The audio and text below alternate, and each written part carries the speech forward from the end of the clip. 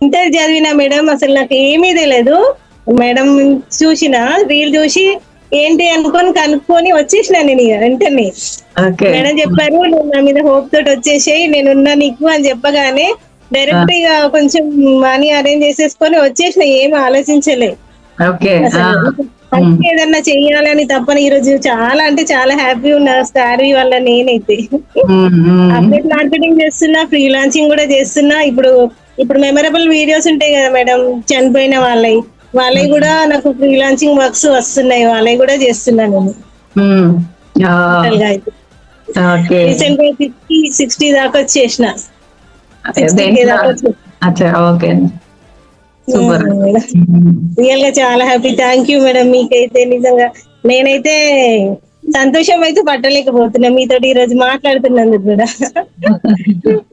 ఇంత దాకా వస్తాను కూడా అనుకోలేదు నేను. నాలో ఇట్లా కూడా ఉందా టాలెంట్ అని. తీసింది స్టార్వి, నేను ఆ టాలెంట్ తీసింది అయితే.